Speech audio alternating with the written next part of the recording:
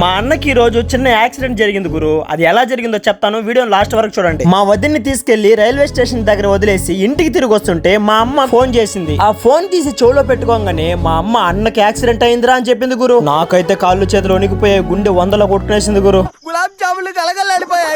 ఇంకా వెంటనే అక్కడి నుంచి బయలుదేరి యాక్సిడెంట్ జరిగిన ప్లేస్ కి అయితే వెళ్ళిపోయాం గురు. తీరా అక్కడికి వెళ్ళిన తర్వాత తెలిసింది ఏంటంటే అది యాక్సిడెంట్ కాదు, ఎదురుగా ఒక బండి వస్తుంటే దాన్ని తప్పించుకోవడానికి స్కిడ్ బ్రేక్ అయితే కొట్టేశానని చెప్పాడు గురు. మాకైతే ప్రాణం కుదురు పడింది గురు. నా పరిస్థితి ఇలా ఉందంటే మా అమ్మ పరిస్థితి ఎలా ఉందో ఒక్కసారి ఆలోచించండి. దెబ్బలు పెద్దగా ఏం తగలలేదు గురు. చిటికిన వేల దగ్గర గోరు, దాంతో పాటు చర్మం కూడా లేచిపోయింది గురు. మోకాలు ముట్టి దగ్గర లో దెబ్బలు కొంచెం తగిలాయి. ఇంకా అక్కడి నుంచి హాస్పిటల్ కి తీసుకెళ్లి కట్టు కట్టించి ఇంటికైతే తీసుకొచ్చేసాను గురు. మీకు మీ అన్న అంటే ఎంత ఇష్టమో ఒక్క కమెంట్ చేసి చెప్పండి గురు. నాకు కాలు బాగా నొప్పిగా ఉందని చెప్పాడు గురు. చేతికి ఆయిల్ తీసేసుకొని ఇంకా కాళ్ళకి అలా మసాజ్ చేశాను గురు కాసేపు. ఇప్పుడు ఎలా ఉందిరా అనేసి అంటే కొంచెం పర్లేదురా అనేసి అన్నాడు గురు. చాలా మంది అన్నదమ్ములు పంతాలకు పోయి ఒకరికొకరు మాట్లాడుకోకుండా ఉంటారు గురు. కానీ మేము అలా కాదు గురు. మా అన్నకి నాకు ఎందుకు గొడవలు వస్తాయంటే మా అన్న కొన్ని కోతి పనులు చేస్తాడు గురు. సర్లేండి, వాడు ఎన్ని ఏదో పనులు చేసినా ఎన్ని కోతి పనులు చేసినా వాడు నా అన్న గురు. చిన్నపిల్లలు ఆడుకున్నట్టు ఆడుకుంటాం గురు.